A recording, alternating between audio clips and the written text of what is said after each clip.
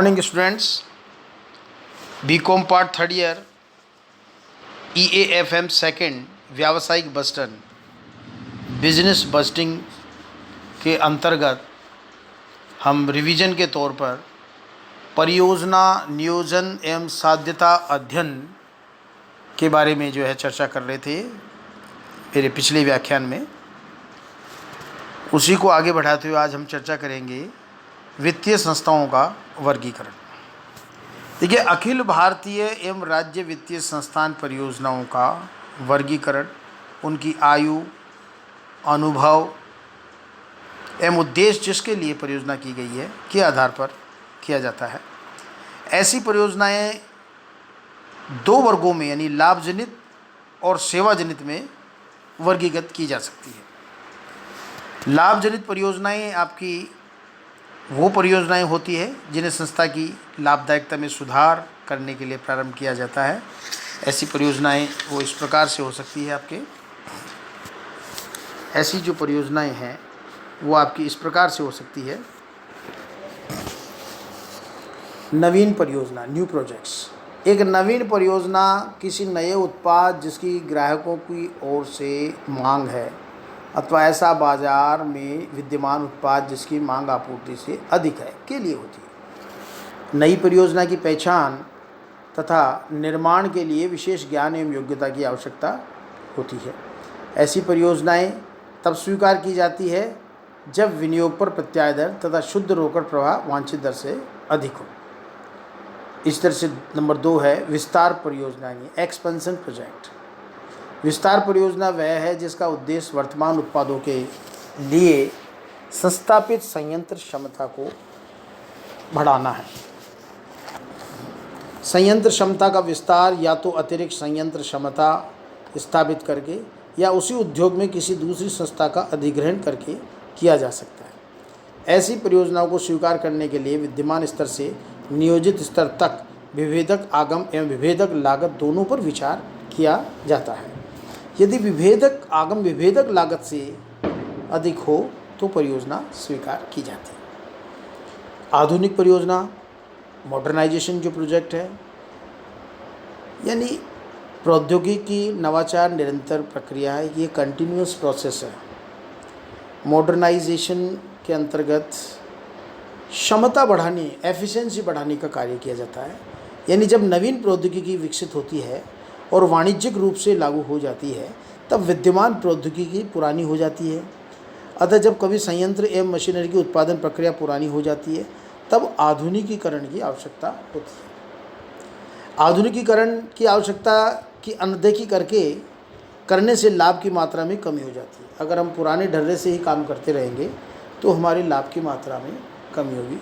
For example, अगर आपने देखा हो कि पहले फ़ोटोस्टेट की जो मशीन चलती थी बहुत पुरानी चलती थी और एक फ़ोटोस्टेट, एक डॉक्यूमेंट की फ़ोटो कॉपी करवाने में करीबन आधा घंटा, 20 मिनट, 25 मिनट लग जाती थी। लेकिन जैसे ही मॉडर्नाइजेशन हुआ, आपकी जापानी टेक्नोलॉजी की जो फ़ोटोस्टेट की मशीन्स आई और भी कई मशीन्स आई, तो उससे स्थिति आज ये हो गई कि 1 मिनट में आप सैकड़ों फ़ोटोस्टेट कर सकते हैं। ऐसी मशीनें आ गई। तो ऐसी परिस्थिति में अगर हम वो पुरानी मशीन को ही आज की तारीख में लगाए रखें तो संभवतः आपकी एफिशिएंसी नहीं बढ़ेगी और आप आपके पास कोई ग्राहक नहीं आएगा और आप घाटे में चले जाएंगे।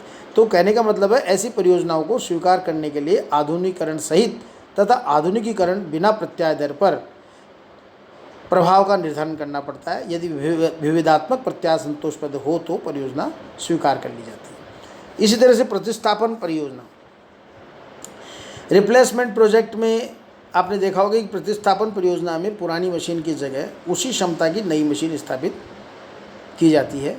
मशीन की उम्र तथा घिसावट के कारण असामान्य रखरखाव लागतें, उत्पादन की घटिया किस्म तथा मात्रा, तोड़ फोड़ आदि के कारण पुरानी मशीन को उत्पादन में प्रयोग करना लाभप्रद नहीं होता है। इसलिए पुरानी मशीन के रखरखाव लागतों को कम करने तथा निर्णय गति से उत्पादन जारी रखने के लिए प्रतिस्थापन परियोजना क्रियान्वित की जाती है। ऐसी परियोजना की स्वीकृति आधुनिकीकरण परियोजना की भांति होती है। प्रतिस्थापन परियोजना और आधुनिकीकरण परियोजना में अंतर यही होता है कि प्रतिस्थापन परियोजना का उद्देश्य उसी या उच्च क्षमता की पुनः प्राप्ति है, जबकि आधुनिकीकरण परियोजना का उद्देश्य कार्यकुशलता को बढ़ाना अथवा लागत को कम करना। ऐसे ही आपके विविधीकरण यानी कि डाइवर्सिफिकेशन प्रोजेक्ट भी है। सॉरी, जब एक निर्माता एक से अधिक उत्पादों को प्रस्तुत करता है तो इससे उत्पाद विविधीकरण कहते हैं और इस उद्देश्य के लिए क्रियान्वित परियोजना विविधीकरण परियोजना कहलाती है। विविधीकरण परियोजनाओं की संस्था की लाभप्रदता में सुधार करने की दृष्टि से नए क्षेत्रों में बाजार संभावनाओं का अन्वेषण करने के लिए आवश्यकता होती है। ऐसी परियोजनाएं भेदक लागत से अधिक होने पर स्वीकार की जाती है। इसी तरह से सेवा जनित परियोजनाएं भी है।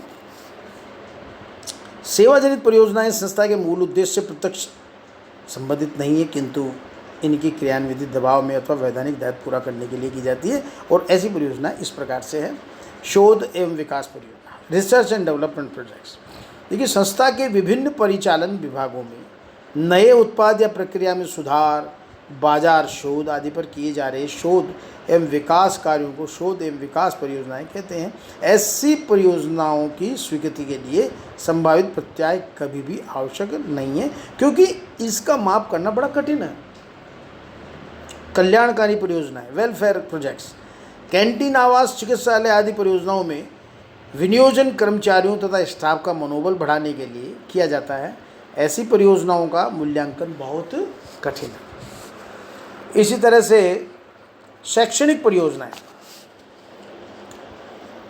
एजुकेशनल प्रोजेक्ट्स यानी कर्मचारियों की कार्यकुशलता में सुधार के लिए शैक्षणिक एवं प्रशिक्षण ट्रेनिंग प्रोजेक्ट्स में विनियोजन किया जाता है। ऐसी परियोजनाओं के परिणामों का मूल्यांकन भी बड़ा कठिन कार्य है।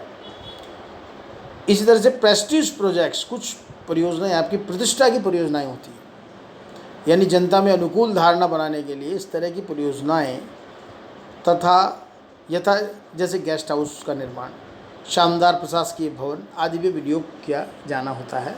तो इस प्रकार की जो परियोजनाएं हैं वो प्रतिष्ठा परियोजनाओं के अंतर्गत आती है। इसके अलावा हम चर्चा करें परियोजना नियोजन का अर्थ एवं महत्व। तो देखिए, परियोजना का अर्थ जो है, परियोजना नियोजन दो शब्दों से बना है। एक तरह से परियोजना तथा नियोजन इनसे मिलकर बना है। परियोजना का आशय, जैसा कि पूर्व में आपको बताया गया है, कि पूंजी विनियोग की कोई भी ऐसी योजना या उसके किसी भाग से है जिसका लागत लाभ विश्लेषण के आधार पर मूल्यांकन किया जा सके। पूंजी विनियोग के ऐसे अवसर विद्यमान उद्यमी के सामने नवीन वस्तु या सेवा के निर्माण के रूप में, नए संयंत्र एवं मशीन के प्रयोग द्वारा नई विधि के रूप में, विकास विस्तार व पुनर्गठन की आवश्यकता के रूप में, या नवीन व्यावसायिक संगठन की आवश्यकता के रूप में हो सकते हैं। किसी परियोजना की विचारोत्पत्ति से लेकर उस परियोजना को क्रियान्वित करने तक के किए जाने सभी कार्य उपायों को परियोजना नियोजन कहा जाता है।